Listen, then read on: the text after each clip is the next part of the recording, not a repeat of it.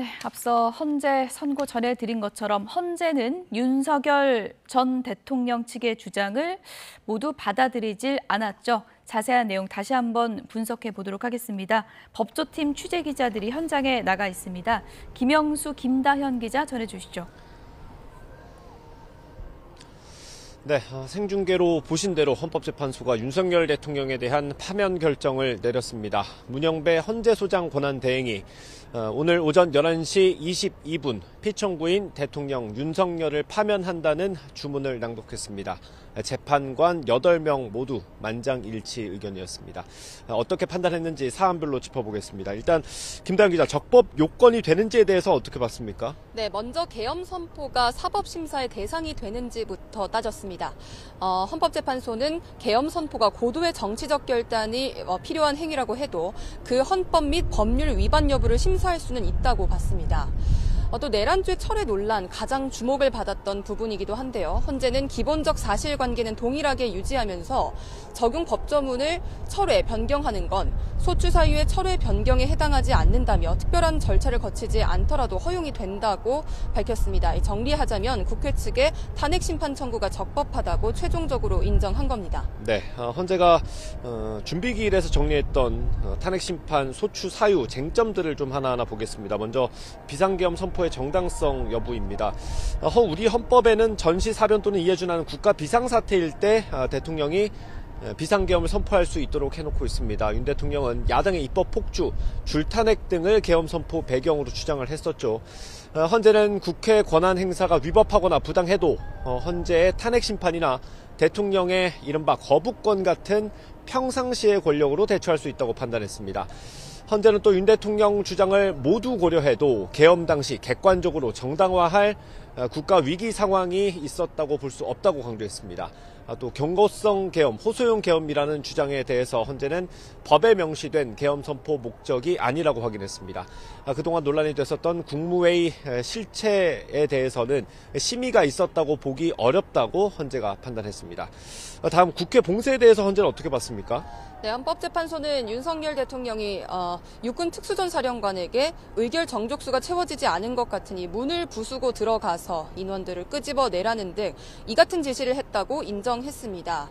곽종근 전 특전사령관의 증언이 받아들여진 셈인데요. 또 김용현 전 국방부 장관이 필요시 체포할 목적으로 국군 방첩사령관에게 국회의장과 각 정당의 대표 등 14명의 위치를 확인하라고 지시했다고도 인정했습니다. 또 윤석열 대통령이 홍장원 전 국가정보원 1차장에 전화해서 국군 방첩사령부를 지원하라고 했다는 것도 인정을 했고요. 이 같은 내용은 홍 전 차장의 증언 내용과 일치하는 부분입니다. 그러니까 정리를 하자면 윤석열 대통령이 군경을 투입해서 국회의원의 출입을 통제하고 국회 권한 행사를 방해했다면서 헌법을 위반했다고 본 겁니다.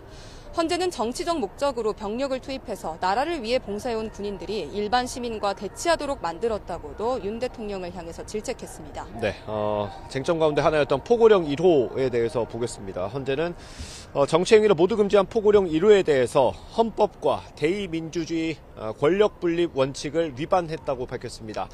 또 계엄법 조항과 영장주의를 위반해 국민의 정치적 기본권, 단체 행동권, 직업 자유까지 침해했다고 강조했습니다. 다음 쟁점으로 넘어가 보겠습니다. 김다현 기자. 선관위 장악 시도 그리고 법관 체포 지시 의혹에는 헌재가 어떻게 판단했습니까? 네, 부정선거 의혹을 확인하기 위해서 선관위를 장악하려고 시도했다는 의혹, 그리고 법관 체포 지시를 했다는 의혹, 이 부분에 대해서 살펴보겠습니다. 헌재는 윤 대통령이 국방부 장관에게 병력을 동원해서 선관위의 전산 시스템을 점검하라고 지시했다면서 이는 선관위에 대해 영장 없이 압수수색을 해서 영장주의를 위반한 것이고 또 선관위의 독립성을 침해한 거라고 인정했습니다.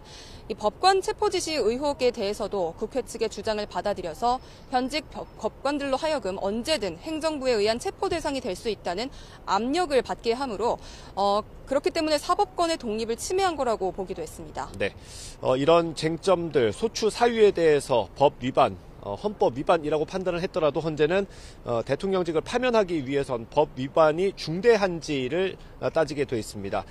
그 부분을 살펴보겠습니다. 헌재는 법 위반 중대성에 대한 판단을 설명하면서 윤 대통령 행위에 대해서 강도 높게 비판했습니다. 헌재는 윤석열 대통령이 헌법이 정한 통치 구조를 무시했고 포고령으로 국민의 기본권을 광범위하게 침해했다고 밝혔습니다.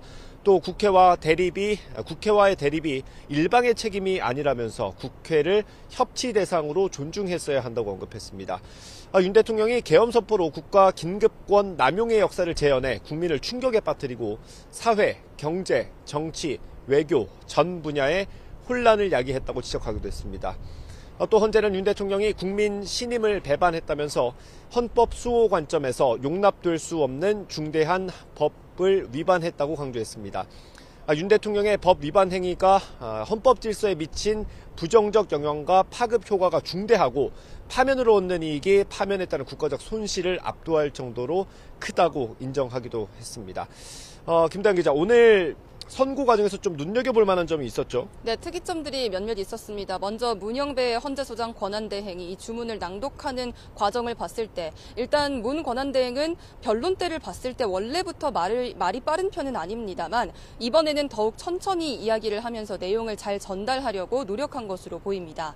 또 쟁점별로 판단 내용이 그렇게 설명이 길지가 않았습니다. 한 10분 정도 진행이 됐는데 문영배 권한대행은 하나하나 천천히 설명을 했습니다. 오늘 선고에서 또 하나 눈에 띄는 점은 별개의 의견이 없다는 지점입니다. 보충 의견들만 있었습니다. 이 보충 의견이라는 것은 결론에는 동의를 하면서 그 논리를 보충하는 경우를 이야기하는데요.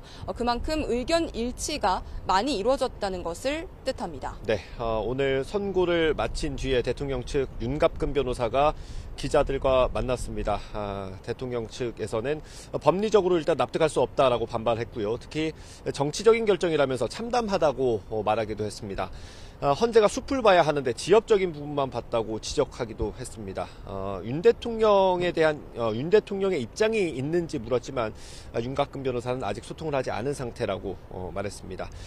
나중에 공식적인 입장이 나올지 지켜봐야 할 것 같고요.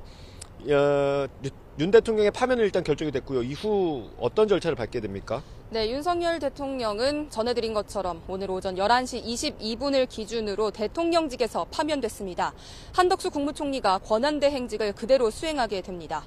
또 윤 대통령은 일단 한남동 관저를 비워야 하는 상황인데요. 서초동에 있는 사저로 가야 하는데 박근혜 전 대통령의 경우에는 파면 사흘째 되던 날 사저로 옮겼습니다.